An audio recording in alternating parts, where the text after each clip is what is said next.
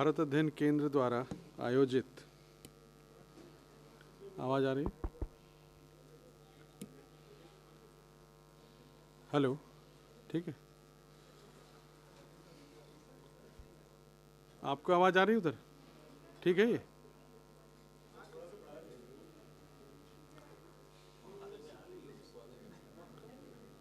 इसमें नहीं आ रही, आप देख लीजिए। आ तो रही, आ रही है ना?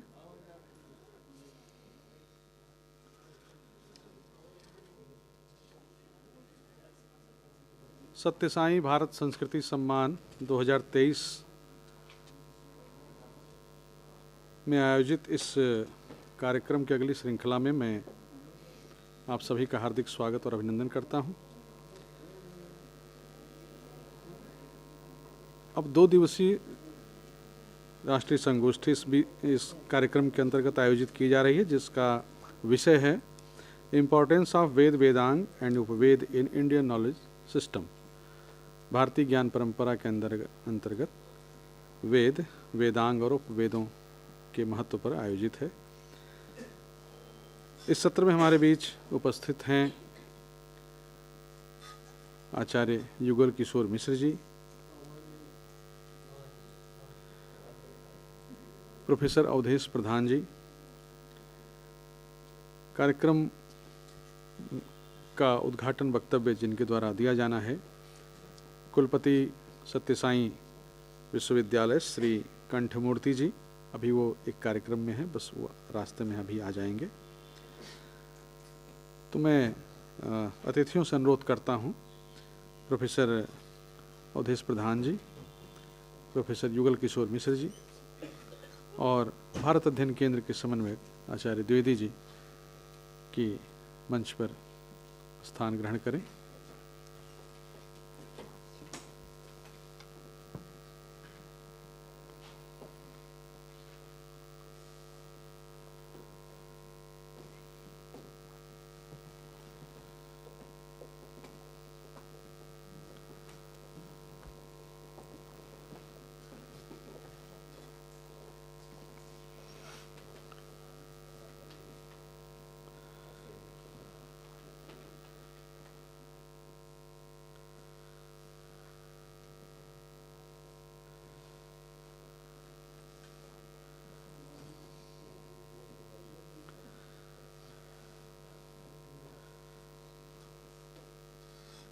मैं दोनों वक्ताओं के स्वागत के लिए केंद्र के समन्वयक आचार्य द्विवेदी जी से अनुरोध करता हूं कि दोनों वक्ताओं का पुष्पगुच्छ और दुशाला प्रदान करते उनका स्वागत करें।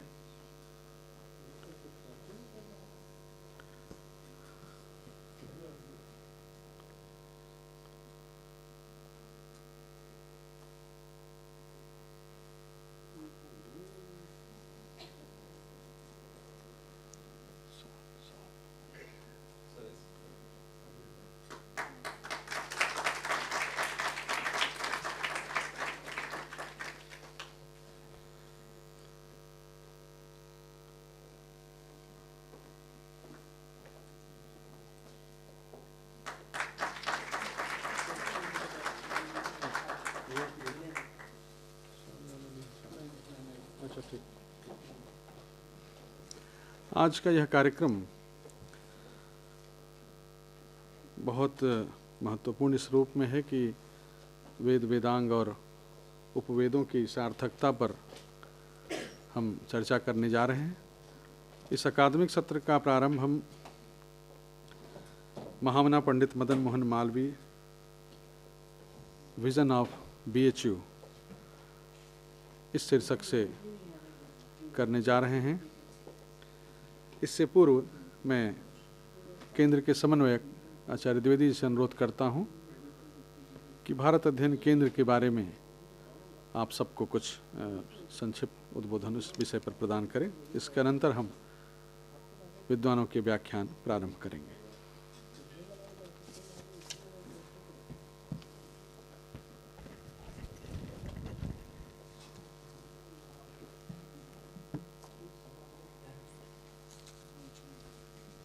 यत्पादपङ्कजरजः परिमार्जितेषु चेतस्सु दर्पणतलामलताङ्गतेषु शब्दार्थसम्पदोदारतरा स्फुरन्ति विघ्नच्छिदेस्तु भगवान् सगणाधिनाथः।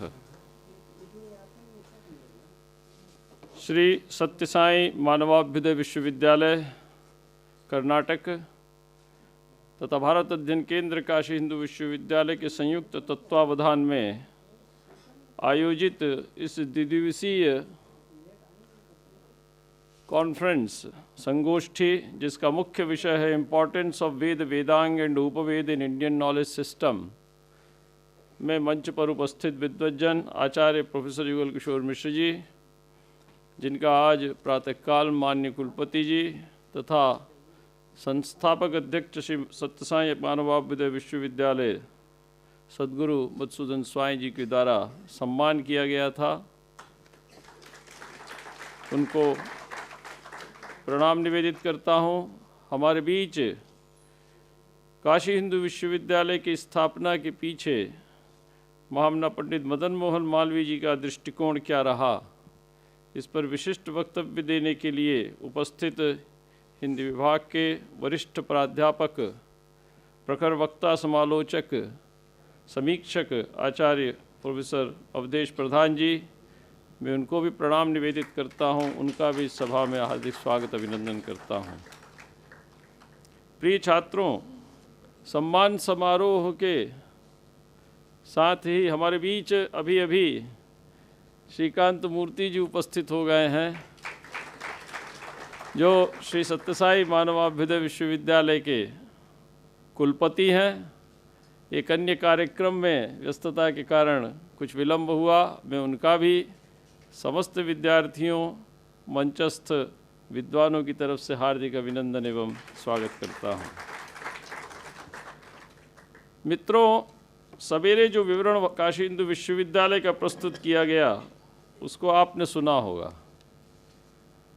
5 संस्थान, 16 संकाय, 138 विभाग और एक परिसर के अंतर्गत, परिसर भी कैसा, जिसके चारों ओर चहारदीवारी है।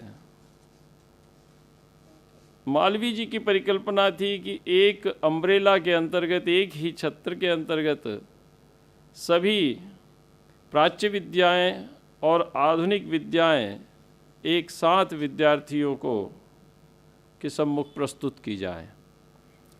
प्रारंभ से लेकर उच्च अनुसंधान तक की सुविधा महामना पंडित मदन मोहन मालवीय जी ने इस विश्वविद्यालय में प्रदान की। लेकिन दृष्टिकोण क्या हो, तो दृष्टिकोण होना चाहिए भारतीय। सवेरे जैसा कि आपको बताया, 1916 में महामना पंडित मदन मोहन मालवीय ने काशी हिंदू विश्वविद्यालय की स्थापना की। उनका उद्देश्य था भारतीय विद्याओं का संवर्धन, लेकिन केवल भारतीय विद्याओं के संवर्धन, संपोषण, विकास, प्रचार से हमारी उन्नति सुनिश्चित नहीं थी। हमें आधुनिक की तरफ अवश्य ही देखना था, परंतु केवल आधुनिक के होकर हम रह जाएं और अपने प्राच्य को भूल जाएं, ये भी महामना की परिकल्पना नहीं थी। विगत लगभग 3 दशकों के दौरान काशी हिंदू विश्वविद्यालय के व्यवहार और इन सब को जब देखा गया तो ऐसा प्रतीत हुआ कि प्रत्येक संकाय अपनी सीमा से बंधता चला जा रहा है। प्रत्येक संकाय में जो विषय पढ़ाए जा रहे हैं, उन विषयों में आधुनिक दृष्टि तो बखूबी विराजमान है, लेकिन उन्हीं विषयों के जो सूत्र हमारी प्राच्य विद्याओं में उपस्थित हो, उसके प्रति विद्यार्थियों का ज्ञान लगभग नगण्य है। इस अभाव को ध्यान में रखते हुए काशी हिंदू विश्वविद्यालय का जब शताब्दी वर्ष 2015 से 2017 तक मनाया गया, तो तत्कालीन कुलपति आचार्य प्रोफेसर गिरीश चंद्र त्रिपाठी जी ने काशी हिंदू विश्वविद्यालय की विद्वत परिषद और कार्यकारिणी परिषद, इन दोनों से एक प्रस्ताव प्रस्तुत कर उसे स्वीकृति प्राप्त की। वो था काशी हिंदू विश्वविद्यालय में एक ऐसे केंद्र की स्थापना जो कि सभी संकायों, सभी संस्थानों, सभी विभागों से जुड़कर अनुसंधान अध्ययन के क्षेत्र में भारतीय दृष्टि को प्रतिष्ठित कर सके।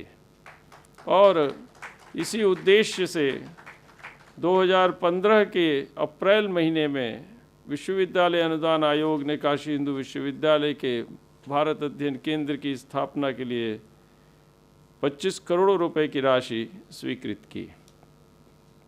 यह राशि लगभग 3 या 4 महीने के बाद सितंबर या अक्टूबर के महीने में विश्वविद्यालय को प्राप्त हुई और अक्टूबर 2015 में भारत अध्ययन केंद्र की घोषणा की गई। घोषणा तो हो चुकी थी, लेकिन इसकी स्थापना का जो विधिवत पक्ष था वो प्रस्तुत हुआ। लगभग 10 या 11 महीने की व्यवस्था के उपरांत काशी हिंदू विश्वविद्यालय के भारत अध्ययन केंद्र में 3 सेंटेनरी चेयर प्रोफेसर्स की नियुक्ति हुई। उसमें प्रथम थे आचार्य प्रोफेसर कमलेश दत्त त्रिपाठी जी, जो कि भारतीय विद्या के अद्भुत समीक्षक, समालोचक और प्रस्तोता थे। उनमें दोनों पक्ष उपस्थित थे। प्राच्य में जितनी उनकी गहरी पैठ थी, उतनी ही वे आधुनिक से उत्पन्न होने वाली चुनौतियों के प्रति भी सजग थे और उनका सटीक उत्तर प्राच्य में प्रवेश करके प्रस्तुत करने का अद्भुत सामर्थ्य आचार्य प्रोफेसर कमलेश दत्त त्रिपाठी जी में था। वे आज स्मृति शेष हैं, हमारे बीच उपस्थित नहीं हैं, लेकिन उनके द्वारा बोए गए बीज हमारे अंदर आज भी विराजमान हैं। द्वितीय आचार्य जो आज हमारे बीच उपस्थित है और जिनको सम्मानित किया गया, आचार्य प्रोफेसर युगल किशोर मिश्र जी, जो वेद विद्या के निष्णात विद्वान। तृतीय आचार्य जो उद्घाटन सत्र में मंच पर थे, अत्यंत तेजस्वी प्रखर वक्ता आचार्य राकेश जी हमारे बीच वो सवेरे उपस्थित थे। और कला के क्षेत्र में संपूर्ण विश्व में नवीन मानदंडों को स्थापित करने वाली पद्मश्री आदरणीय मालिनी अवस्थी जी, ये 4 आचार्य भारत अध्ययन केंद्र को प्राप्त हुए। इसके अतिरिक्त 10 फेलोज़ की नियुक्ति हुई, सेंटेनरी विजिटिंग फेलोज़ जिनको नाम दिया गया। उन 10 फेलोज़ को नियुक्त किया गया 5-5 के, उसमें 6 महीने के अंतर में। और 2017 की मार्च तक भारत अध्ययन केंद्र के लिए जो भी पद निर्धारित किए गए थे, 15 पद निर्धारित किए गए थे, उनमें 14 पदों पर नियुक्तियां हुई और इसने गति पकड़ ली। मुझको ये बताते हुए अत्यंत प्रसन्नता हो रही है कि 25 करोड़ की राशि जो हमें प्राप्त हुई थी, उसमें एक बड़ा हिस्सा भवन निर्माण में था, इस इंफ्रास्ट्रक्चर में था। लेकिन नेतृत्व की दूरदृष्टि संस्था के लिए कितनी हितकर होती है, ये बात आज प्रमाणित हो रही है। तत्कालीन नेतृत्व प्रोफेसर गिरीश चंद्र त्रिपाठी जी ने कहा कि इन चेयर प्रोफेसर्स को और सेंटेनरी विजिटिंग फेलोज़ को हम जो धनराशि प्रदान करेंगे, वो धनराशि हमारे अपने सोर्सेस से होगी। हम जो भी विश्वविद्यालय अपने कॉर्पस पर जो भी ब्याज अर्जित करता है, उसी ब्याज से इनको हम तनख्वाह देंगे। एक बात और मैं बताना चाहूँगा, हमारे बीच प्रोफेसर चंद्रभूषण झा जी विराजमान है प्रथम पंक्ति में। प्रोफेसर झा जी आयुर्वेद शास्त्र के विश्व प्रसिद्ध विद्वान हैं, रसशास्त्र के। और आप भी ऑफिशियली जो नोटिफिकेशन इशू हुआ है, उसमें प्रोफेसर चंद्रभूषण झा जी भी भारत अध्ययन केंद्र के एक वरिष्ठ सलाहकार के रूप में हमारे बीच उपस्थित हैं। तो विश्वविद्यालय की ताकत देखिए प्राच्य विद्या के संरक्षण के लिए कि इन्होंने कहा कि हमें कोई शासकीय द्रव्य की आवश्यकता नहीं है। हम जिन विद्वानों को नियुक्त करेंगे, उन विद्वानों को हम अपने सोर्सेस से पैसा देंगे। और विगत 8 वर्ष से भारत अध्ययन केंद्र को विश्वविद्यालय अपने सोर्सेस से पैसा देता चला आ रहा है और ये केंद्र इन विद्वानों के नेतृत्व में चल रहा है। ये इस विश्वविद्यालय की ताकत है। अब प्रश्न खड़ा होता है, आज 3 कुलपतियों का कार्यकाल हमने देखा। प्रथम प्रोफेसर गिरीश चंद्र त्रिपाठी जी, द्वितीय प्रोफेसर राकेश भटनागर जी और तृतीय जो वर्तमान कुलपति हैं प्रोफेसर सुधीर कुमार जैन जी, ये हमारे अध्यक्ष हैं। मैं समन्वयक के रूप में मनोनीत हुआ, उसमें हेतु था मेरी विद्या वो थी संस्कृत विद्या, क्योंकि प्राच्य के जितने भी सूत्र हैं वो संस्कृत विद्या में निहित हैं, संस्कृत भाषा में निहित हैं। तो संस्कृत भाषा से जुड़े हुए व्यक्ति को समन्वय के लिए प्रस्तुत किया गया, जो कि जानकार भी हो और जिसमें विषय की भावना भी हो। तो इन दोनों के कारण मुझे इसका समन्वयक बनाया गया। विगत 5 वर्षों की एक विशाल यात्रा में हमने अनौपचारिक रूप से और औपचारिक रूप से विश्वविद्यालय के सभी संस्थानों, सभी संकायों के विद्यार्थियों को प्राच्य विद्या से संबंधित स्रोतों से जोड़ने का प्रयास किया। किस रूप में? तो वो है संगोष्ठियों के आयोजन के रूप में, कार्यशालाओं के आयोजन के रूप में, व्याख्यानों के आयोजन के रूप में, और सर्वोपरि भारत अध्ययन के एक शॉर्ट टर्म कोर्स को प्रारंभ करने के रूप में। महामना पंडित मदन मोहन मालवीय जी ने इस विश्वविद्यालय में अध्ययन करने वाले प्रत्येक विद्यार्थी के लिए धर्म और गीता की शिक्षा अनिवार्य की थी कि बिना धर्म और गीता की शिक्षा को उत्तीर्ण किए कोई भी विश्वविद्यार्थी इस विश्वविद्यालय से डिग्री प्राप्त नहीं करेगा। मैं यहीं का विद्यार्थी हूँ। जब मैंने यहाँ पर बीए में प्रवेश लिया था स्नातक कक्षा में, तो उस समय वो परीक्षा चलती थी और हमने वो परीक्षा दी है। गीता के निर्धारित अध्यायों को और धर्म विषयक सूत्रों को हमें पढ़ाया गया, हमने वो परीक्षा दी। उसी को पुनर्जीवित करने के उद्देश्य से भारत अध्ययन केंद्र ने सर्वप्रथम 1 वर्षीय सर्टिफिकेट कोर्स प्रारंभ किया। वो सर्टिफिकेट कोर्स सभी विद्यार्थियों के लिए खुला था, लेकिन विश्वविद्यालय की अपनी सीमा है। उन्होंने कहा कि आप निश्चित संख्या में विद्यार्थियों का प्रवेश लीजिए, तो 50 विद्यार्थियों को प्रवेश हमने दिया। वो सर्टिफिकेट कोर्स आज विश्वविद्यालय में अत्यंत लोकप्रिय है। सभी संकायों के विद्यार्थी उसमें प्रवेश लेने के लिए आवेदन देते हैं। स्वरूप क्या है उसका? तो हम शुरू करते हैं महामना पंडित मदन मोहन मालवीय जी के जीवन दर्शन से, विश्वविद्यालय शिक्षा के प्रति उनकी दृष्टि से, और उसके बाद भारतीय वाङ्मय, भारतीय जीवन दर्शन से संबंधित जितने भी हमारे स्रोत हैं उनके प्रति, भारतीय कला, और अंतिम है उसमें भारतीय विज्ञान। इन 4 के जो मूल सूत्र हैं, मूल स्रोत हैं, उनसे हम 1 वर्षीय पाठ्यक्रम 2 सेमेस्टर का उसमें विद्यार्थियों को परिचित करा देते हैं। प्रतिवर्ष हमारी जो निर्धारित संख्या है उससे अधिक विद्यार्थियों के आवेदन आते हैं और ये कक्षाएं चलती हैं। बीच में 2 वर्ष का कोरोना काल था, जो कि हमारे लिए, क्या सबके लिए, अत्यंत कठिन था।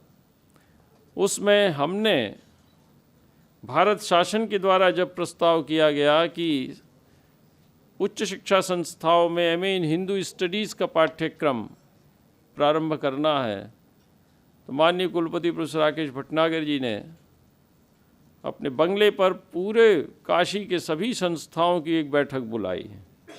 उसमें महात्मा गांधी काशी विद्यापीठ, संपूर्णानंद संस्कृत विश्वविद्यालय, संस्कृत विद्याधर विज्ञान संकाय, वैदिक विज्ञान केंद्र, सबके प्रतिनिधि थे। हम भी उपस्थित हुए।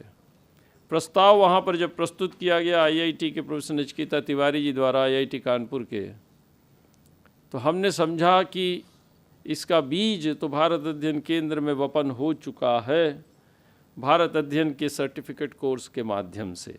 वही परिकल्पना थी जिसको भारत एमए इन हिंदू स्टडीज़ के रूप में भारत शासन लागू करना चाहता था।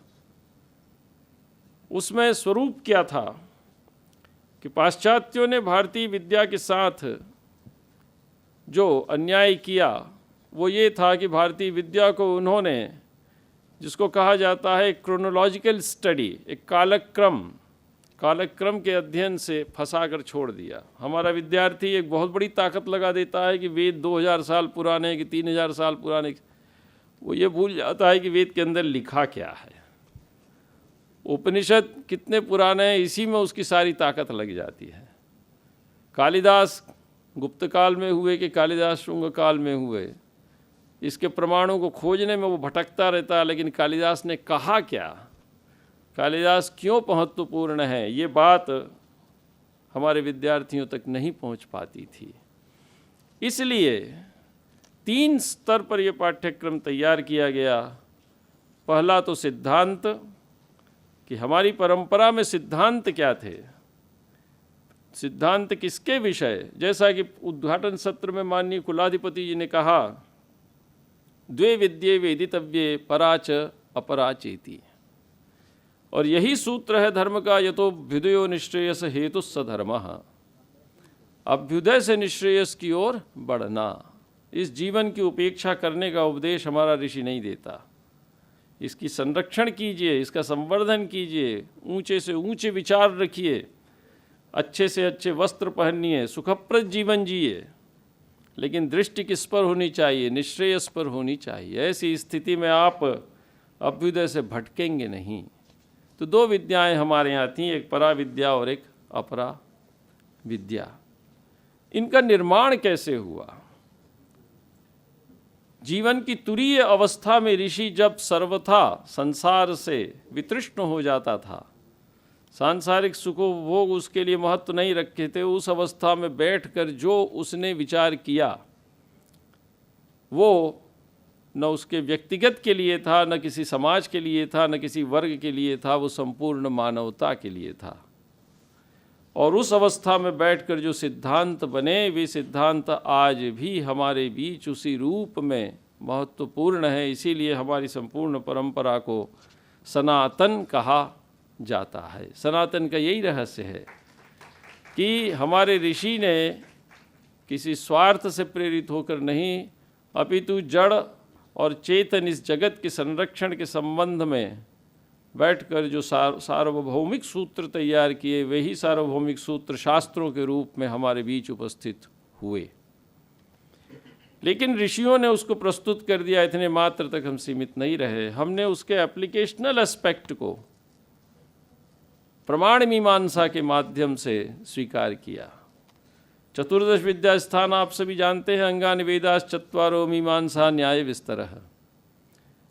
तो शिक्षा, कल्प, निरुक्त, व्याकरण, छंद, ज्योतिष, ये वेदांग और इनके साथ जो वेद हैं, संहिता, ब्राह्मण, आरण्यक और उपनिषद, ये एक सैद्धांतिक पक्ष यदि हम इसको लेते हैं तो फिर इसके प्रमाण का भी पक्ष उपस्थित हुआ। वो था न्याय शास्त्र, मीमांसा और फिर न्याय। तो हमने एक प्रमाण मीमांसा तैयार की। मीमांसा में हमारी अर्थ मीमांसा है कि इन वेद मंत्रों का जब तक अर्थ विदित नहीं होगा तब तक इनके प्रति लोक की श्रद्धा उपस्थित नहीं होगी। तो एक अर्थ मीमांसा के लिए हमने अर्थ का ज्ञान करने के लिए वैदिक वाक्यों का मीमांसा शास्त्र, और फिर उसके प्रमाण को स्थापित करने के लिए हमने न्याय शास्त्र की परिकल्पना की। लेकिन इतने तक ही हम संतुष्ट नहीं रहे। ये सब जिसके लिए था, वहाँ तक यदि ये ज्ञान राशि नहीं पहुँचती है, पुस्तक तक सीमित रहती है, तो ये व्यर्थ था। अतः फिर हमने एक आचार मीमांसा, एक धर्म मीमांसा, या जिसे दूसरे तरह में कहा जाता है व्यवहार मीमांसा का भी उद्घाटन किया। और उस व्यवहार मीमांसा के सबसे उत्कृष्ट उदाहरण हमारे यहाँ 2 हैं। एक है महर्षि वाल्मीकि रचित रामायण और दूसरा है महर्षि वेदव्यास रचित महाभारत।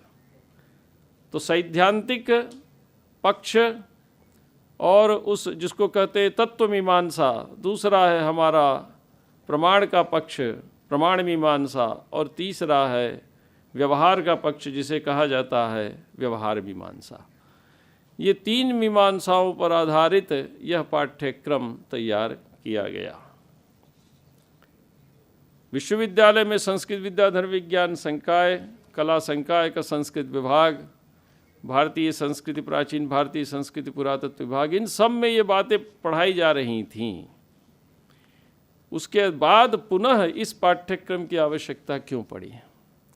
तो मैं आपको बतलाऊं कि इस पाठ्यक्रम में किसी भी विषय से स्नातक उपाधि उत्तीर्ण करने वाला या स्नातक में 50% अंक प्राप्त करने वाला विद्यार्थी, चाहे वो इंजीनियरिंग का हो, चाहे मेडिकल का हो, चाहे साइंस का हो, चाहे किसी भी ब्रांच का हो, जिसके हृदय में भारतीय विद्या का अध्ययन करने की एक ललक छिपी हुई है, उसको प्रवेश दिया जाना इसमें प्रावधान था।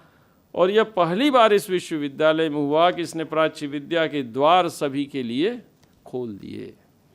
यह सुविधा अन्य संकायों में, अन्य विभागों में उपलब्ध नहीं थी। समग्र दृष्टि इसमें है। शिक्षा का कौन सा क्षेत्र नहीं है भारतीय विद्या का जो कि हम भारत अध्ययन में नहीं पढ़ाते। 9 अनिवार्य पाठ्यक्रम है और 7 उसमें इलेक्टिव पाठ्यक्रम है, जो विद्यार्थी द्वितीय सेमेस्टर से लेकर और अंतिम सेमेस्टर तक अपनी रुचि के अनुसार ले सकता है। 16 कोर्स हैं, 5 क्रेडिट के, 80 क्रेडिट का एक कोर्स तैयार हुआ। इसको हमने अपने विश्वविद्यालय तक ही सीमित नहीं रखा। आज यह पाठ्यक्रम भारत शासन के सहयोग से, शिक्षा मंत्रालय के सहयोग से और भारतीय विद्या के प्रति श्रद्धावान नेतृत्व के सहयोग से लगभग देश के सभी राज्य स्तरीय और केंद्रीय विश्वविद्यालयों में अपना स्थान बना चुका है। और विश्व के सबसे बड़े ओपन यूनिवर्सिटी, विश्व की जो सबसे बड़ी ओपन यूनिवर्सिटी है, Indira Gandhi national open university, उसमें भी यह पाठ्यक्रम बखूबी चल रहा है।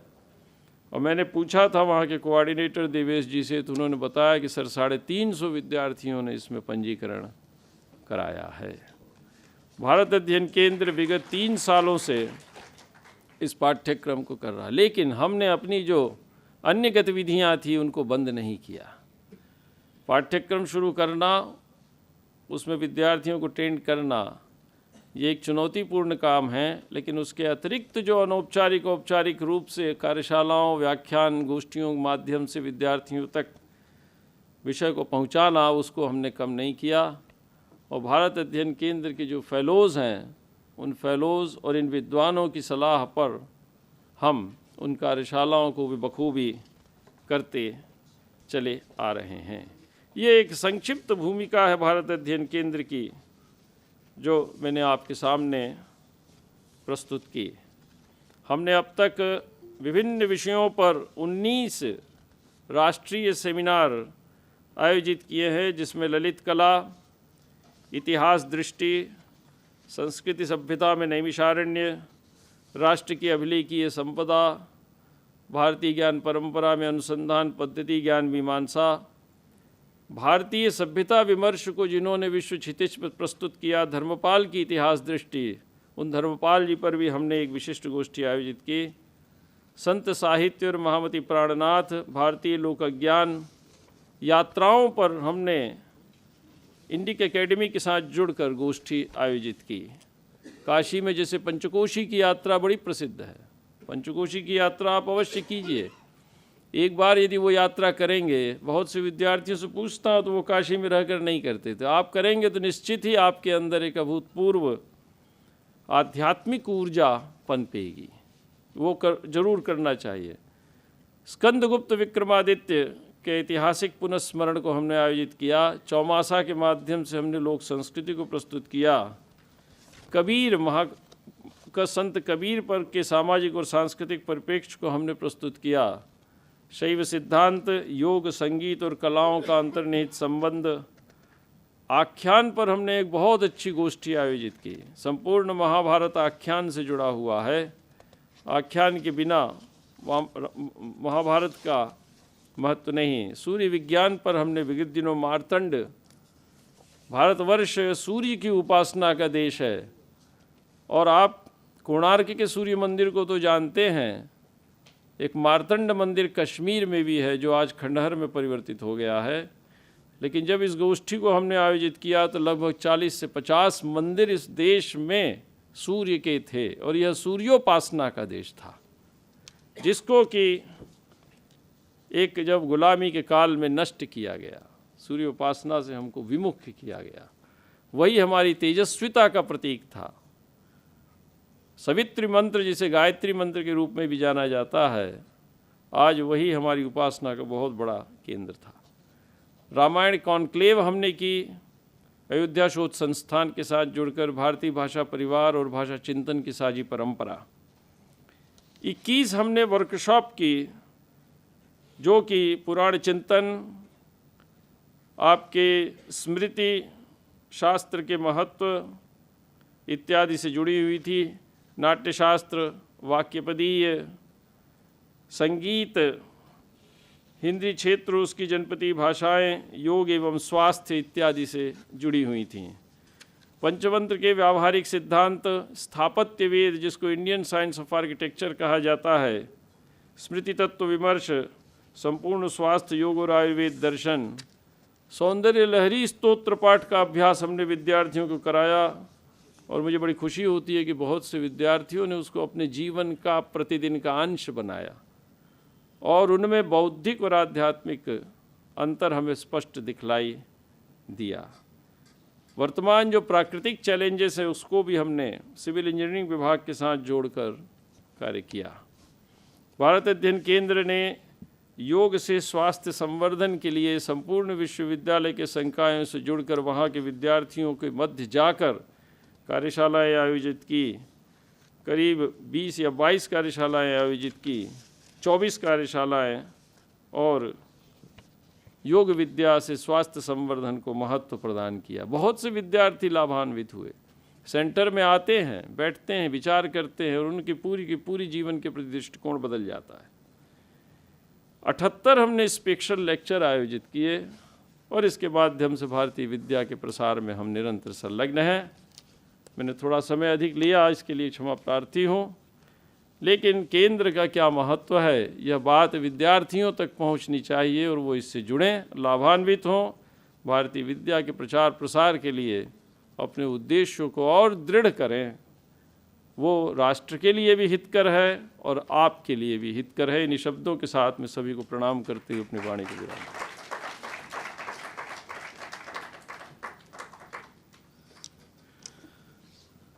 इस विस्तृत भारत अध्ययन की यात्रा कराने के लिए आपका हार्दिक आभार सर। भारत अध्ययन केंद्र अपने उद्देश्यों के अनुरूप नए नए कार्य निरंतर संपादित कर रहा है, आगे बढ़ रहा है। आप सब उसके साक्षी हैं। अवसर है आचार्य प्रोफेसर अवधेश प्रधान जी के व्याख्यान का। मैं सर को आमंत्रित करता हूं कि महामना पंडित मदन मोहन मालवीय BHU और उनका जो विज़न है, उनका जो दृष्टिकोण था इस विश्वविद्यालय को स्थापित करने के पीछे, उस पर अपना विशिष्ट उद्बोधन प्रदान करें।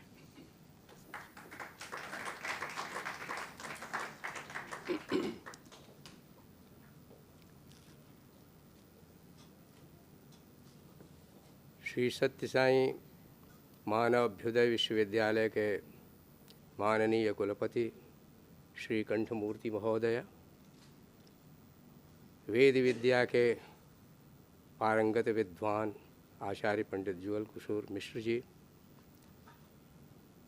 भारत अध्ययन केंद्र के अत्यंत तेजस्वी और अब तक के सबसे अधिक सक्रिय निदेशक भाई प्रोफेसर सदाशिव कुमार द्विवेदी जी, सभागार में उपस्थित आदरणीय झा जी, तमाम विद्वज्जन और प्रिय छात्रों और छात्राओं, पंडित मदन मोहन मालवीय और काशी हिंदू विश्वविद्यालय, ये दोनों एक दूसरे के साथ कुछ इस तरीके से संबद्ध हैं कि एक का नाम लेते ही दूसरे का स्मरण होता है। मालवीय जी ने अपने जीवन व्यापी संकल्प को इस विश्वविद्यालय में मूर्त किया। ऐसे लोग बहुत कम होते हैं जिनका राजनीतिक कैरियर इतना लंबा हो। विश्व में भी कम ऐसे राजनेता हुए हैं। अभी तो ऐसे लोगों की कल्पना करना भी असंभव है जो एक बड़े देश के मुक्ति संघर्ष में लंबे समय तक यानी 1886 में वह दूसरी कांग्रेस में कलकत्ता में शामिल हुए और अपनी मृत्यु के समय तक वह कांग्रेस के अग्रणी नेतृत्वकारी पंक्ति में थे। जब जब कांग्रेस पार्टी संकट में पड़ी, स्वाधीनता संग्राम का नेतृत्व संकट में पड़ा, तब तब मालवीय जी को उसका उत्तरदायित्व सौंपा गया। नरम दल और गरम दल के बीच अहिंसक और दूसरे तरीकों से भी क्रांतिकारी लोग जो आज़ादी का संघर्ष चला रहे थे, उन सब के बीच मालवीय जी की जो विश्वसनीयता थी वह संदेह के परे थी। ऐसा विश्वास किसी और को प्राप्त नहीं था। कराची कांग्रेस हो, लाहौर कांग्रेस हो, जहाँ जहाँ भी, और काशी हिंदू विश्वविद्यालय में भी जितने क्रांतिकारी और स्वाधीनता संग्राम में भाग लेने वाले छात्र थे, एक इतनी बड़ी संस्था को चलाना और उसके साथ साथ मालवीय जी पर तो शासन की नज़र थी, लंबे समय से थी, इसके बावजूद उनकी गहरी सहानुभूति औपचारिक और अनौपचारिक रूप से नौजवानों के प्रति रहती थी। मालवीय जी ने काशी हिंदू विश्वविद्यालय का सपना कब देखा? जब वह इलाहाबाद विश्वविद्यालय में अपने वकालत के शिखर पर थे, अत्यंत लोकप्रिय वकील थे, और उन्होंने न्यायालयों में नागरी लिपि और हिंदी भाषा को चलाने के लिए एक हस्ताक्षर अभियान चलाया, और 1899 में वह सफल हुए। उत्तर प्रदेश में न्यायालयों में नागरी लिपि लागू हुई, हिंदी लागू हुई। वो पुस्तिका प्रकाशित है जिसमें उन्होंने प्रमाण दे के बताया कि इस देश के तमाम किसानों को, साधारण लोगों को कितनी दिक्कतें होती हैं न्यायालय में, और यही वह चीज़ थी जिसकी वजह से इलाहाबाद की म्यूनिसिपैलिटी के और दूसरी छोटी छोटी इकाइयों से होते हुए जो कांग्रेस के मंच तक पहुँचे थे, ऐसे ने मालवीय जी बड़े बड़े नेताओं के बीच सहसा उत्तर प्रदेश के सबसे बड़े नेता के रूप में स्थापित हो गए। लेकिन इन छोटी छोटी उपलब्धियों से वह संतुष्ट रहने वाले व्यक्ति नहीं थे। आप कल्पना करिए, जब उनका जन्म हुआ था तो 1857 की क्रांति की चिंगारी को दबे अभी बहुत कम समय हुआ था। इलाहाबाद की हवाओं में उस क्रांति की और उसके घनघोर दमन की कहानियां भरी हुई थीं। तो मालवीय जी का बचपन ऐसी स्थिति में पला था। एक धर्मनिष्ठ ब्राह्मण परिवार जो बहुत संतोषी था, जिसके पास धन नहीं था लेकिन धर्म की संपदा बहुत थी, संस्कार बहुत ऊंचे थे। लेकिन वो पूरा माहौल देश का ऐसा था जिसमें बहुत बड़े परिप्रेक्ष्य में लोग पूरे देश के बारे में सोचते थे।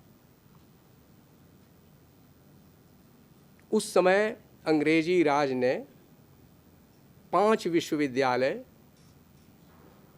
भारत में कायम किए।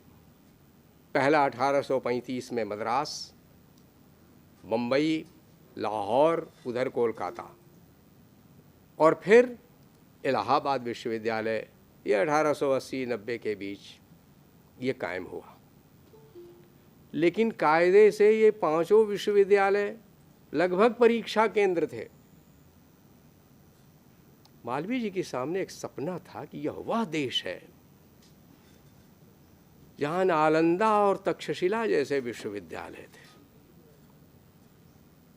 जहाँ के पुस्तकालयों के विवरण इतिहास के ग्रंथों में है। और अब कल्पना करिए, उस समय पुरातत्व की ढेर सारी खोजें हो रही थी, एशियाटिक सोसाइटी या बंगाल की वजह से तमाम रिपोर्ट्स आ रही थी। तो भारतीय संस्कृति का गौरव जो है वो दस्तावेजी रूप में भी लोगों के सामने आ रहा था। और यह देश केवल इन 5 ऐसे विश्वविद्यालयों पर निर्भर है जो अंग्रेजी राज के उसके उद्देश्य से अपने ढंग से बनाए गए। उनके सामने वो इतिहास था जब भारत ने एशिया में सबसे बड़ा एजुकेशनल हब कायम किया था। जब मैं ये दोनों हाथ फैला रहा हूँ तो आप कल्पना करिए कि एक रास्ता हिंदकुश वगैरह से होते हुए अफ़गानिस्तान और इसको पार करते हुए गोबी का मरुस्थल वगैरह सब उसी में आता था, चीन में, और फिर दूसरा रास्ता समुद्र के रास्ते से, चाहे चंपा से या चाहे लंका की ओर से होते हुए, हिंद एशिया होते हुए पार करते हुए और चीन जाता था। इसमें जापान भी शामिल था। और ये आवाजाही दोनों तरफ से थी। ऐसे ऐसे दिग्गज विद्वानों के विवरण मौजूद हैं जो यहाँ से संस्कृत विद्या की संपदा लेके गए और रास्ते की तमाम भाषाएं सीखते गए। एक एक पंडित 5-5, 6-6 विषयों का विद्वान, ये तमाम ग्रंथ, और फिर चीन से उधर से आने वाले केवल फाहियान ह्वेनसांग के भी विवरण पढ़ लें तो उससे आपको अनुमान होता है। अभी तो अनुवाद केंद्र बहुत इस देश ने कायम कर लिए हैं, लेकिन अनुवाद के माध्यम से महाद्वीप की सांस्कृतिक चेतना को कैसे बदला जा सकता है, ये भारत ने किसी जमाने में किया था। चीन से लोग आ रहे हैं संस्कृत विद्या सीखने के लिए, है ना। कितने फाहियान तो लड़कपन में पिता ने दान कर दिया मठ को, लेकिन उस लड़के ने ठान लिया कि हमें भारत पहुंचना है। और एक एक पृष्ठ पढ़ते हुए हर पृष्ठ पर आपको आंखों में आंसू आएंगे कि उन्होंने कितना त्याग किया, कितना दुर्गम रास्ता था, लेकिन उन्होंने यहाँ के ग्रंथों को हाथों से पूरी तरह से नकल किया। पूरा पुस्तकों का बोझ लिए हुए समुद्र पर से रास्ते से होते हुए वहाँ गए। और ह्वेनसांग तो वहाँ से चला युवावस्था की ऊर्जा लेके, और यहाँ लंबे 10-12 वर्षों तक वह रहा, सभी नगरों में घूमा, और वहाँ लौटने के बाद पूरा जीवन उसने उन ग्रंथों के अनुवाद में लगाया। और वहाँ की सरकारों ने 200-200, 300-300, 500-500 विद्यार्थियों के और विद्वानों के दल उनको दिए, उनके साथ बैठ के इस अनुवाद पर काम होता था। तो सारा विश्व चकित हुआ। उसमें से बहुतेरा नष्ट हो गया, लेकिन जितना बचा, राहुल जी तो 1930 तक अभी बौद्ध ग्रंथों का बहुतेरा जो भारत में थे उनका पता नहीं था। जब नालंदा नष्ट हुआ तो लोग लेके चले गए थे, लेकिन अभिधम्म कोश, विज्ञप्ति मात्रता सिद्धि वगैरह तमाम बहुत सारे ग्रंथ अपनी तीसरी यात्रा में अंततः राहुल जी लाने में सफल हो गए। तो मित्रों, ये जो एजुकेशनल हब की परिकल्पना है एक विशाल, तो मालवीय के सामने यह एक परिप्रेक्ष्य था बड़ा। जो राजनीतिक परिस्थितियां हैं, अगर उन्हीं के बीच आप सोचते रहेंगे तो बहुत बड़ा नहीं सोच सकते, है ना। इतिहास के पूरे प्रवाह में कुछ राज्यकाल, कुछ शासन, 50 साल, 100 साल, ये कुछ नहीं है। भारत के विद्वान 100 साल, 200 साल की भाषा में नहीं सोचते हैं। अपने प्राचीन ग्रंथों को पढ़ के यही गर्व होता है कि वे लोग कितना दूर तक देख सकते थे। भवन निर्माण नहीं, उनके सामने उद्देश्य था मनुष्य निर्माण। मनुष्य कैसे पूरा हो सकता है? अभी द्विवेदी जी ने सुनाया ना वह सूत्र धर्म का, यतोभ्युदय निःश्रेयस सिद्धि सधर्म। जहाँ भौतिक समृद्धि और आध्यात्मिक संपन्नता यह दोनों सिद्ध हो सके जिसके द्वारा, वो है धर्म। धन का भी उपार्जन हो, गृहस्थी भी हो, राजकाज भी चले, सब हो, लेकिन लक्ष्य वह नहीं होना चाहिए उसमें आदमी डूब न जाए, बल्कि उससे वह परे उठे। जो मनुष्यता है, मनुष्य को जो चैतन्य मिला है, वो बड़े उद्देश्य को सिद्ध करने के लिए है। मनुष्यता केवल जड़ वस्तुओं में ही दब के रह जाने के लिए नहीं है। मनुष्य का जन्म इससे परे, इससे ऊपर जाने के लिए है। तो ये जो दूर तक संकेत किया भारत के मनीषियों ने, यही उसकी महिमा है, ये उसकी बहुत बड़ी महिमा है। ग्रंथों पर अपने नाम तक नहीं दिए भाई, इससे बढ़ के क्या होगा। हम लोग 2-4 लेख छप जाते हैं तो उसके बाद से ही गिनने लगते हैं अपना कि हमने इतना लिखा। उन लोगों ने अपने ग्रंथों पर नाम तक नहीं दिए। आप कल्पना करिए, अपनी विद्या उन ग्रंथों में उन्होंने प्राचीन विद्वानों के नाम दिए। उससे पता लगता है कि साहब ये बहुत पुरानी परंपरा है। तो मालवीय जी के सामने यह जो एक बड़ा परिप्रेक्ष्य था, ही thought big and he did big, एक बड़े परिप्रेक्ष्य में सोचा शिक्षा के बारे में, शिक्षा के द्वारा भारत का भवितव्य बदल देने के बारे में सोचा, और फिर उसको व्यावहारिक रूप से संपन्न किया, वो भी बहुत बड़े स्तर पर किया। तो उन्होंने यह संकल्प ले लिया जब वह अपनी वकालत के शिखर पर थे, और उन्होंने अपने पिताजी से आज्ञा ली, अपने बच्चों से भी कह दिया अब मुझे वकालत नहीं करनी, अब मैं अपना पूरा जीवन दे रहा हूँ काशी हिंदू विश्वविद्यालय के लिए। और 1904 में उन्होंने पहला प्रॉस्पेक्टस जारी किया देश के लिए। आश्चर्य होता है कि वो प्रॉस्पेक्टस अगर आज काशी हिंदू विश्वविद्यालय के रूप से मिलाइए तो आपको पता चलेगा कि यह कितना बिल्कुल एक दूसरे से मेल खा जाता है। कोई सपना देखता है और वह सपना इतना अधिक सच हो कि बिल्कुल सच भी सपना मालूम होने लगे, ऐसा पता चलता है। उसमें ठीक पहले संकाय के रूप में संस्कृत विद्या का उल्लेख है। शिक्षा का पहला धर्म है भारत में कि वह अपने होली स्क्रिप्चर्स को, हजारों वर्षों की अपनी पुरानी जो ज्ञान परंपरा है, ये केवल भारत की है, समस्त मानव जाति के लिए। आप जानते हैं जब पहली बार ये आया, क्या इसको बोलते हैं, ग्रामोफोन, जो आवाज़ को रिकॉर्ड करता था, ये पुरानी मशीन जब आई तो ऑक्सफोर्ड में हुआ कि हमारा जो सबसे वृद्ध आचार्य है उसकी आवाज़ इसमें ली जाए, और प्रोफेसर मैक्स मूलर से अनुरोध किया गया कि आप अपनी आवाज़ दीजिए। और कक्ष बंद करके वो मशीन चालू की गई। वो 5 मिनट तक जो वह बोलते रहे वो रिकॉर्ड तो हो गया, लेकिन बाद में लोगों ने कहा कि सर हम लोगों को कुछ समझ में नहीं आया, आप क्या बोले। उन्होंने कहा मेरे ध्यान में यह आया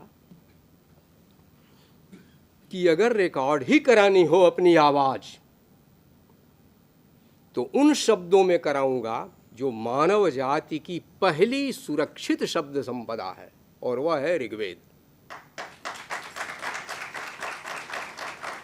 उस ऋग्वेद के अग्नि सूक्त के जो आरंभिक मंत्र हैं वो उन्होंने पढ़े थे। उन्होंने कहा कि जर्मन में या इंग्लिश में इसका अनुवाद इसीलिए मैं नहीं बोला कि ये शब्द ही रिकॉर्ड होना चाहिए। तो मित्रों, मैंने ये कथा इसलिए सुनाई कि समस्त मानव जाति के लिए इसका भारी महत्व है। हमको अनुमान नहीं होता कि सारी मानव जाति भारत के प्रति किस आशा से देखती रही है, क्यों इंडोलॉजी नाम की एक शाखा चल पड़ी। तो इसका आभास होना चाहिए। और कितनी छोटी खिड़की से उनके पास भारत पहुंचा था, आप कल्पना करिए। उस समय तो सुविधाएं इतनी थी नहीं। इसी काशी में शाहजहां के जो पहले बेटे थे, दुर्भाग्य से भारत के वह बादशाह नहीं हो पाए, दारा शुकोह। वो औरंगजेब जो है वो नफ़रत से शिकोह बोलता था, दारा शुकोह। तो यहाँ पर एक लंबा सेमिनार उपनिषदों पर उन्होंने किया, सुना, और उस आधार पर एक पुस्तक लिखी, सिर अकबर। ये फारसी की किताब बाद में अनुवाद हुई लैटिन में लाओपनिषद नाम से, और इसी को इमर्सन ने, थोरो ने और दूसरे तमाम लोगों ने पढ़ा था, और इसके जरिए उनको लगा कि अरे इतने इतने ऊंचे विचार हो सकते हैं। तो मालवीय जी उस दौर के थे जिन्होंने खुद विस्मित हो करके अपना वैभव देखा था। ये है हमारा भारत,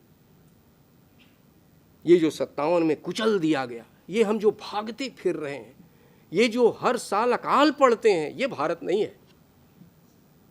हमारा भारत वो था। टॉमस ऑलैंड कमीशन के विरोध में जो उन्होंने नोट ऑफ डिसेंट दिया था, उसमें उन्होंने उद्धृत किया है ना, 30% से अधिक योगदान था भारत का पूरी विश्व संपदा में 10वीं शताब्दी तक। ये हमारी समृद्धि थी। और उसमें फिर आंकड़े दिए हैं कि हर साल कितने अकाल पड़ते हैं और उसमें कितने लोग मरते हैं। ये दिया है आपने भारत को। अंग्रेज यहाँ से जब छोड़ के गया तो भारत की संपदा कुल 4%, माने विश्व संपदा में 4% ही योगदान हम कर सकते थे। किसी जमाने में 30% थी हमारी हैसियत। तो मालवीय जी ने सभी क्षेत्रों के माध्यम से यह अनुभव किया कि अगर जोर लगाना ही है भारत को बदलने के लिए, आज़ादी माने एक नया भारत, तो वो शिक्षा के माध्यम से होना चाहिए। ये आवाज़ ऋषि दयानंद ने भी लगाई थी और उनका बड़ा योगदान है। उन्होंने बहुत सारे विद्यालय खोले, संस्कृत विद्या के लिए एक उत्साह पैदा हुआ, बहुत सारे लोगों ने यह काम किया। लेकिन मालवीय जी के ध्यान में था, मैंने कहा ना कि ही थॉट बिग। वो विश्वविद्यालय बनाना चाहते थे, केवल एक गुरुकुल बना के वो संतुष्ट रहने वाले व्यक्ति नहीं थे। उन्होंने कहा कि और यह विश्वविद्यालय पुराना गुरुकुल भी नहीं होगा, नए युग धर्म का उनको ध्यान था। रेजिडेंशियल यूनिवर्सिटी होगी, नए ढंग की यूनिवर्सिटी होगी। जैसे नानौती कछौछवी ने देवबंद में दारुल उलूम कायम किया, 2 जानू हो के वो रात दिन तिलावत करें, जब नींद खुले तब तिलावत करें। तो सर सैयद अहमद खां का यह योगदान है कि उन्होंने अलीगढ़ में आधुनिक स्कूलिंग शुरू की। वो यूरोप होके आए थे, उन्होंने कहा ये सब नहीं चलेगा, टाइमिंग होगी, समय पर लड़के सोएंगे, समय पर उठेंगे, क्लासेज लगेंगे, इस तरह से नए ढंग से पढ़ाई लिखाई ये सर सैयद अहमद खान ने शुरू की। उसी तरह से मालवीय जी महाराज ने कहा कि पुराना गुरुकुल नहीं और ये जो परीक्षाओं के केंद्र हैं ये भी नहीं, हम बनाएंगे तक्षशिला और नालंदा इस युग का। तो इस प्रकार से काशी हिंदू विश्वविद्यालय उनके मन में एक संकल्प के बतौर आया और इस संकल्प के लिए पहला त्याग उन्होंने स्वयं किया।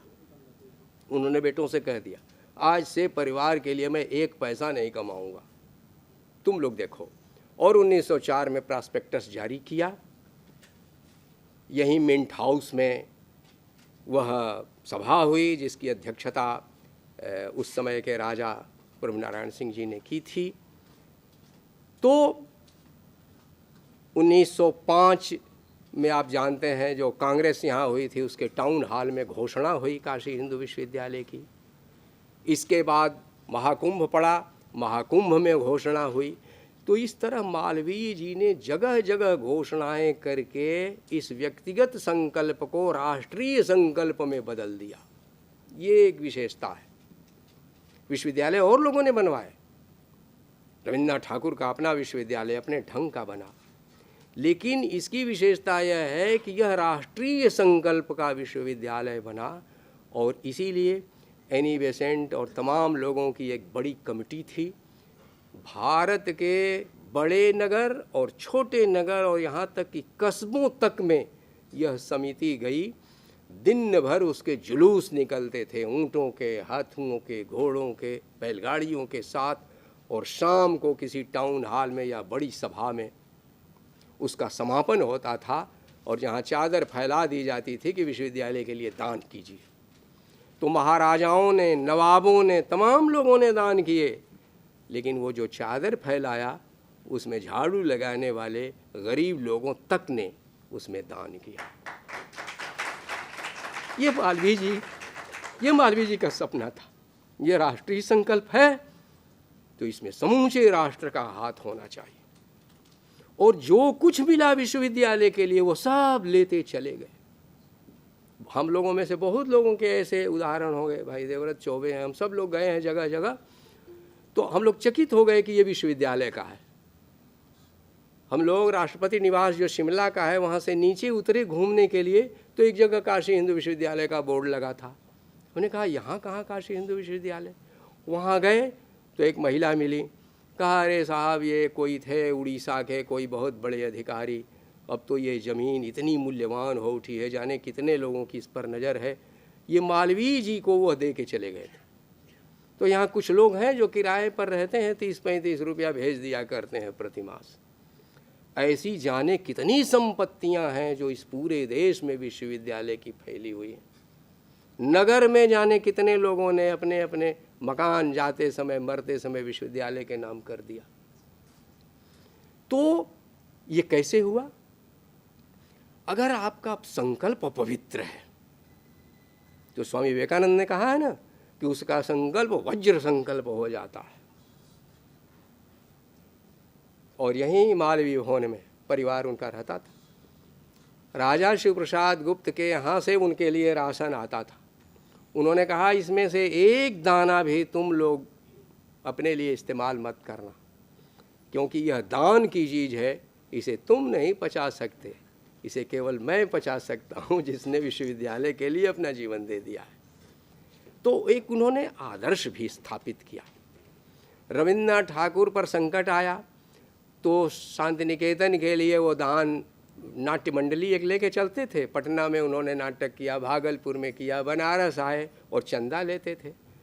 तो मालवीय जी ने कहा कि ये दान वान ले सकना आपके बस की बात नहीं है।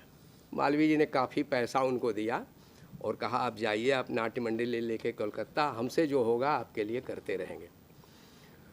तो मालवीय जी तो कहे ही जाते थे भिखारियों के सम्राट। तो पूरे देश से उनको दान मिला और उन्होंने लिया, और यह विश्वविद्यालय कितनी बाधाएं पार करके बना है। अब सोचिए, उसी समय श्रीमती एनी बेसेंट ने अपना विश्वविद्यालय बनाने के लिए ब्रिटिश पार्लियामेंट में अपना मांग पत्र भेज दिया। वह भी बनाना चाहती थी यूनिवर्सिटी, लेकिन बनारस में ही बनाना चाहती थी। दरभंगा नरेश उठ खड़े हुए, बोले हम भी अपना विश्वविद्यालय बनाएंगे, वो भी बनारस में। लेकिन मालवीय जी ने किसी से झगड़ा नहीं किया। वो क्या कहते हैं, प्रणामास्त्र से उन्होंने सबको पराजित कर दिया। सबके आगे बहुत ही विनम्र अपना संकल्प दोहराते रहे, और अंततः कुछ ऐसा हुआ कि सब ने अपना संकल्प उनके संकल्प में विलीन कर दिया, और इस विश्वविद्यालय के लिए सबकी सहमति बन गई। इंपीरियल काउंसिल में शिमला में जब बहस होने लगी BHU बिल पर, तो उसमें हिंदू शब्द पर प्रतिवाद किया गया। कहा कि अगर यह राष्ट्रीय विश्वविद्यालय बनना है तो हिंदू विश्वविद्यालय क्यों? मालवीय जी ने जो उसकी सफाई दी है उस भाषण को पढ़िए। उन्होंने कहा कि यह विश्वविद्यालय अपने पूरे स्वभाव में राष्ट्रीय होगा।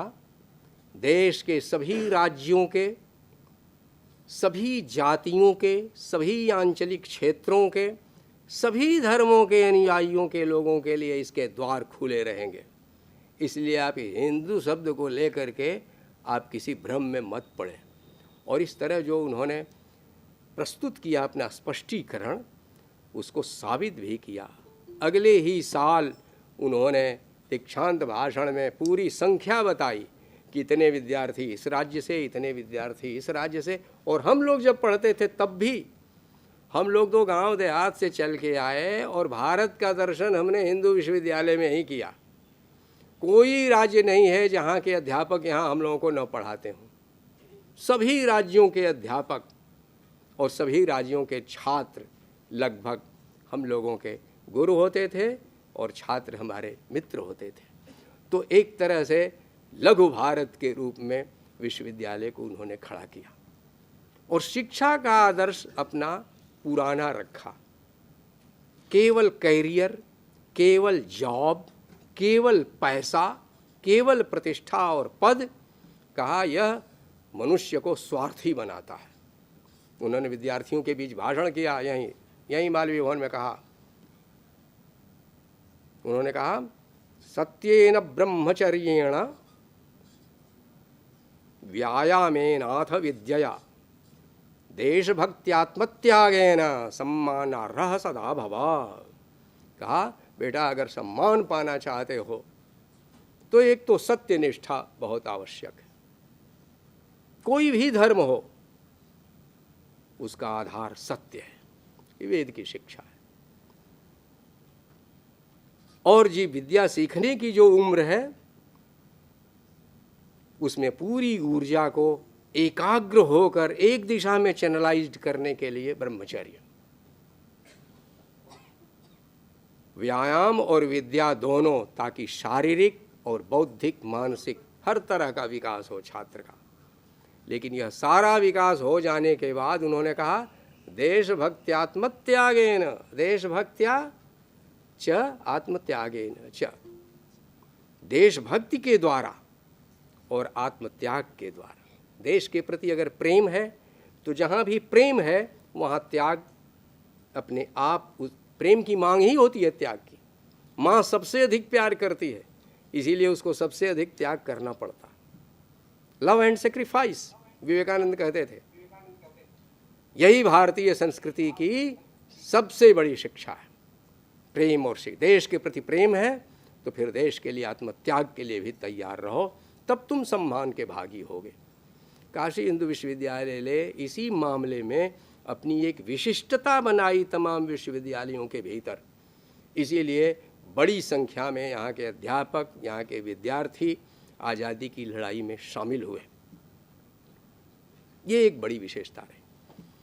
और चूंकि विश्वविद्यालय का कुलपति ही त्याग की मूर्ति था, इसलिए उनकी आवाज़ पर जो अध्यापक आए यहाँ, उन सब की अलग अलग कहानियाँ हैं कि वे कितने बड़े तपोनिष्ठ और त्याग मूर्ति थे। यहीं बगल में डे बाबा का बंगला है। श्यामाचरण डे मैथमेटिशियन थे, जर्मनी में थे, मालवीय जी उनको लेके आए थे। बहुत सारे ऐसे लोग जो विश्वविद्यालय से एक पैसा लेते नहीं थे।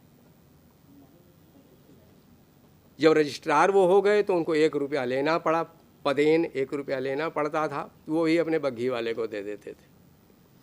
तो तमाम लोगों की अपनी अपनी कहानियाँ हैं। और काशी जो विद्या की नगरी है उसकी अपनी एक संस्कृति भी रही है। संस्कृत के पंडितों ने अपनी हड्डियां गला गला के इस विद्या को जिस तरह चमकाया है और उसकी जो रक्षा की है, मालवीय जी की यह इच्छा कि काशी हिंदू विश्वविद्यालय में भी वही तपस्या और वही लगन फलीभूत हो। इसीलिए बाहर से कभी कभी लोग आते थे तो यहाँ की सुविधाओं की कमी देख थोड़ा भुनभुनाते थे, तो मालवीय जी अपनी गाड़ी उनको दे देते थे।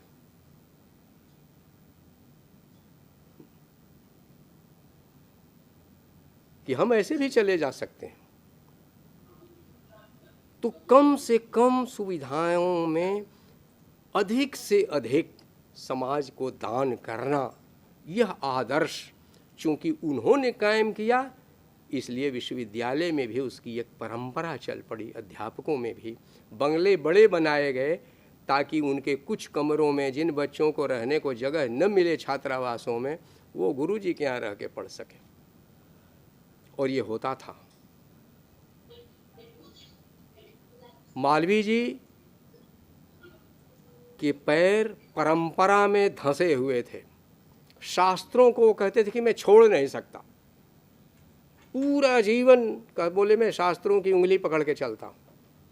इस हद तक वो ऑर्थोडॉक्स हैं।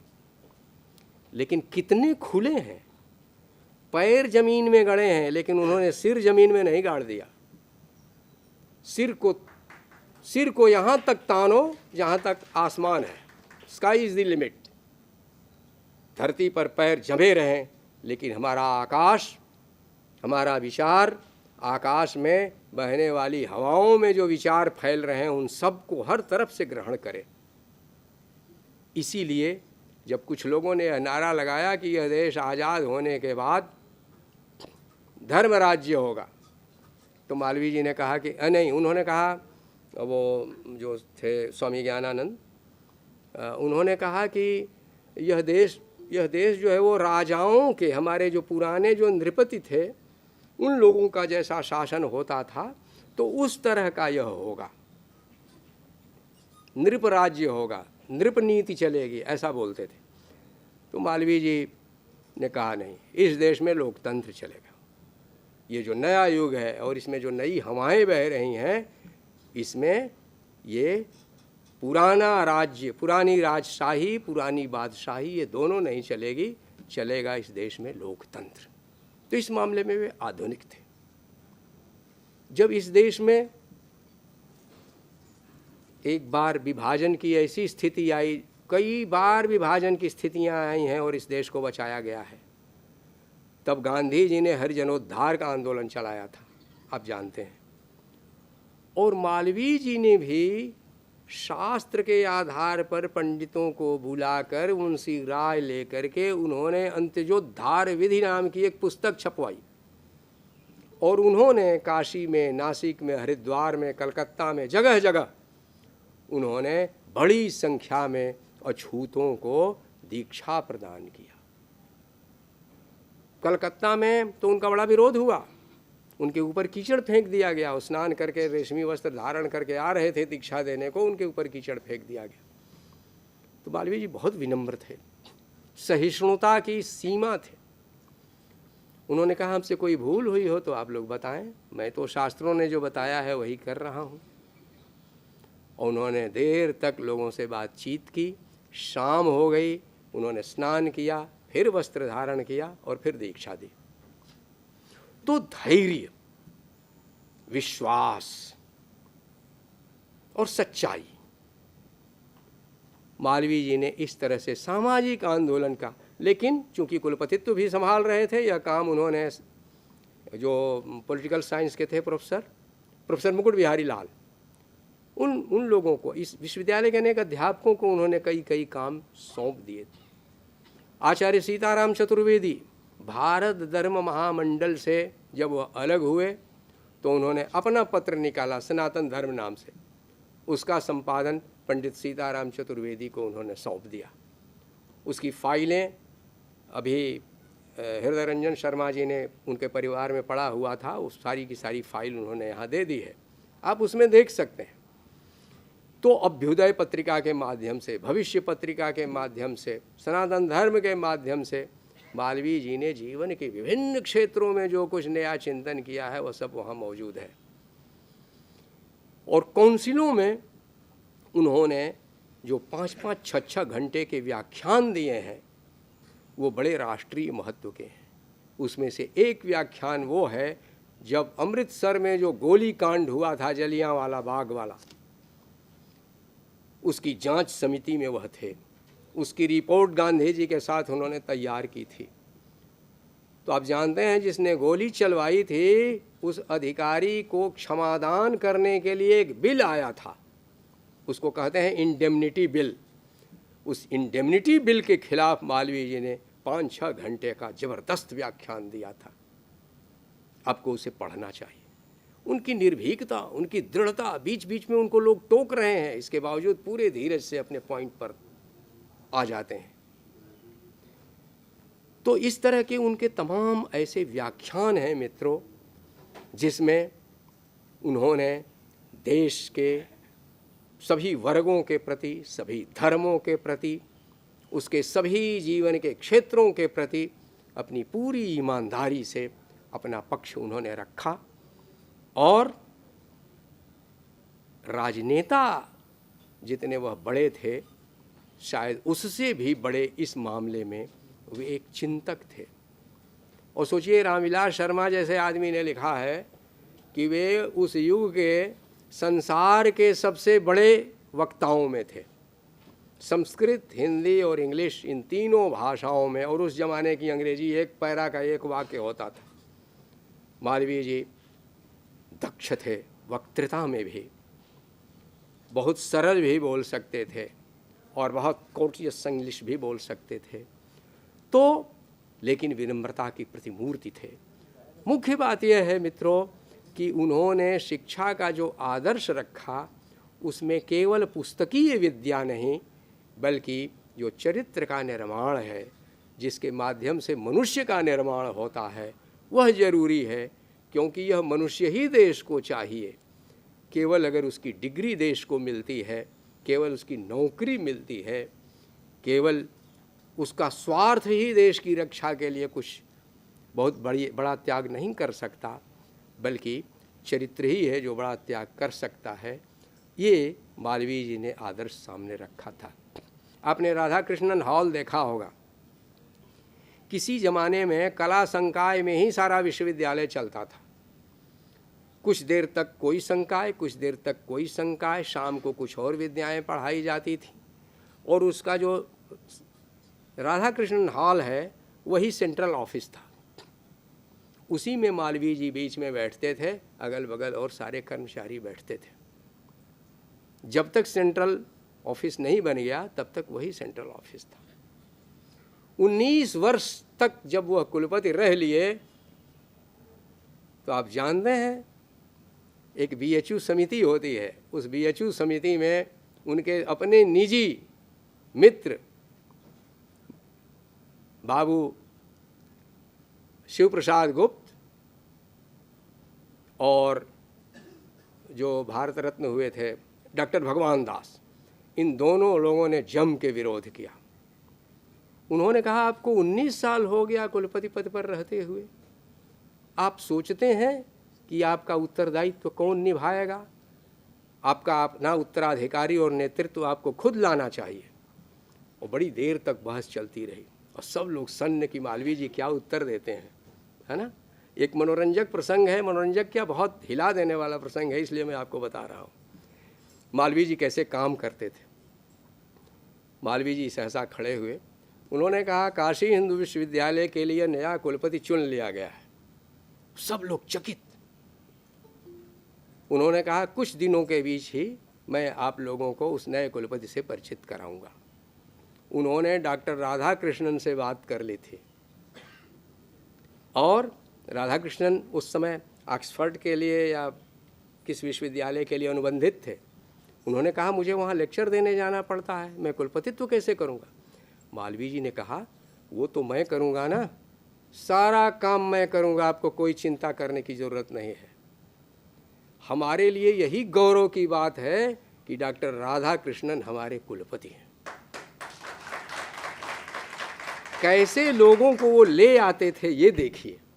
इसी तरह से वो नए नए प्रोफेसर्स लाए थे चुन के, बड़े से बड़े विश्व। कहते थे बेटा मैं तुमको पैसा बहुत नहीं दे सकता, लेकिन हमने एक विश्वविद्यालय खोला है देश के लिए, मैं चाहता हूँ तुम उसमें सेवा करो, इज्जत तुमको सबसे अधिक वहीं मिलेगी, इसी की गारंटी दे सकता हूँ, पैसे की नहीं।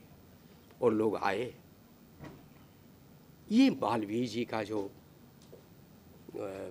आकर्षण है और प्रभाव है, आमतौर पर राजनेताओं में ऐसा प्रभाव नहीं पाया जाता जो विद्वानों तक को इस तरह से सम्मुग्ध कर ले, मोहित कर ले। ये मालवीय जी की बड़ी विशेषता है।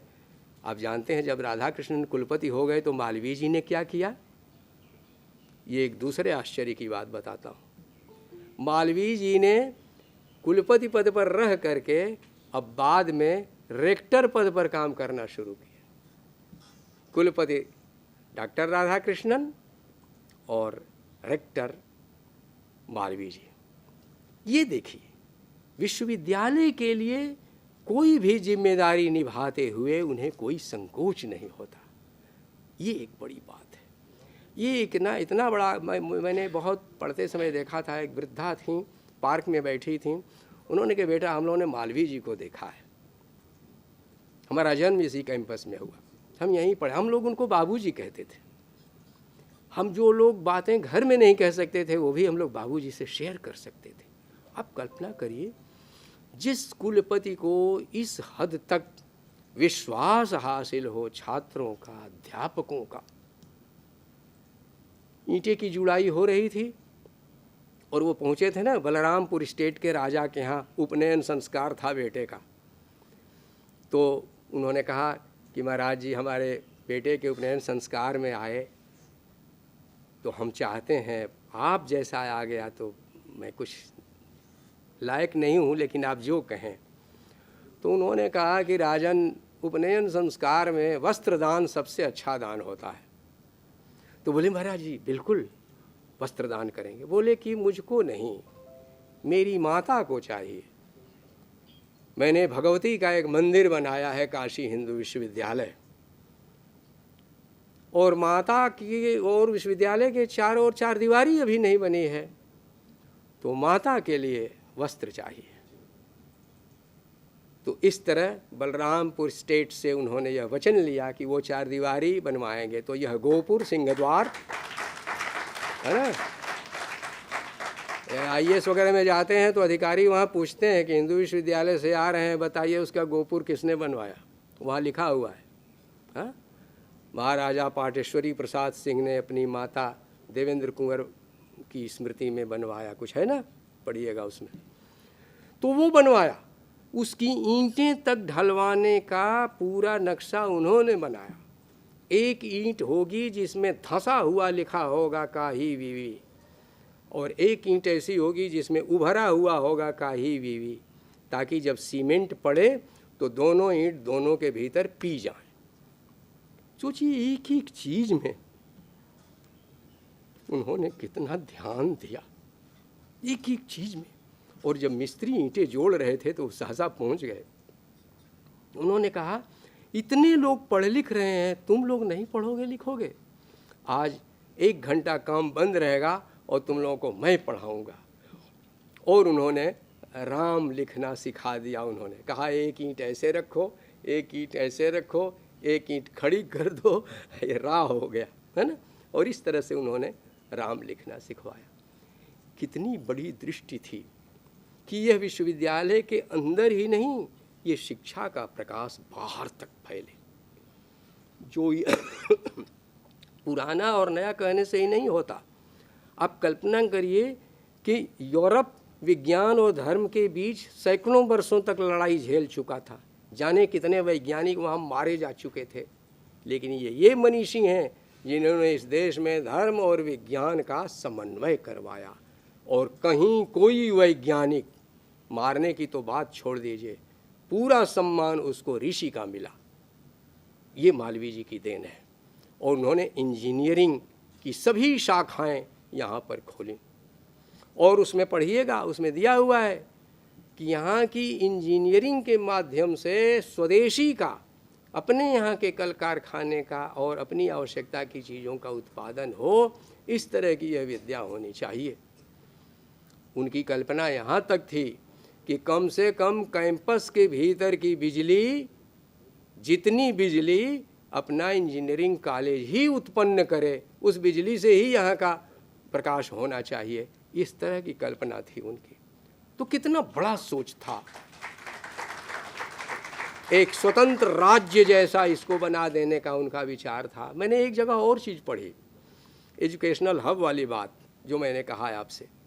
उन्होंने सोचा, डॉक्टर साहब एक जगह मैंने पढ़ा कि उन्होंने सोचा था कि काशी से लेके गंगा किनारे किनारे प्रयाग तक एजुकेशनल हब हो जाएगा। तमाम किसी न किसी चीज़ की औपचारिक अनौपचारिक विद्याओं के केंद्र होंगे और ये इलाहाबाद तक चले जाएंगे। इतना बड़ा सोच सकते थे, है ना। तो ये जो बड़ी कल्पनाओं का इतना बड़ा मनीषी हमको मिला, ऐसा कम विश्वविद्यालयों को सौभाग्य में बदा होता है। तो मित्रों, अच्छा लगता है मालवीय जी के बारे में और अपने विश्वविद्यालय के बारे में बोलते हुए, इसलिए भी कि जिन चीज़ों का अभाव होता जाता है ना, तो उनके प्रति मन में और हुक उठने लगती है। तो इसलिए एक शेर सुना के अपनी बात ख़त्म करता हूँ। आज क्यों मालवीय जी की और हिंदू विश्वविद्यालय के उस सोच की ज़रूरत है? क्यों? उन पुरानी कहानियों को बाँचने की क्या ज़रूरत है? ज़रूरत है।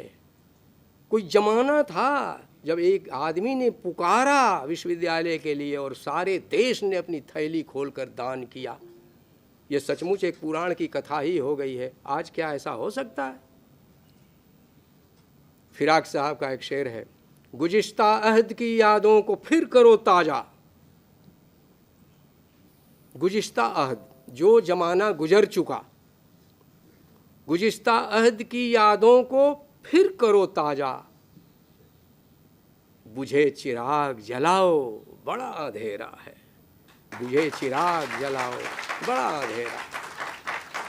तो जब अंधेरे का संकट आए, जब अंधेरा छाती खोल के हमारे आगे चुनौतियां पेश करने लगे, तब हम अपना सिर झुका लें या पलायन करें, उससे अच्छा है कि भीतर से नया विश्वास जगाने के लिए, साहस जगाने के लिए, उन परिकल्पनाओं को, बड़ी परिकल्पनाओं को, बड़ा सोचने के लिए हम फिर उन पुरानी बातों को याद करें जब हमारे लोगों ने बड़ा बड़ा सोचा और बड़ा बड़ा किया। बहुत बहुत धन्यवाद।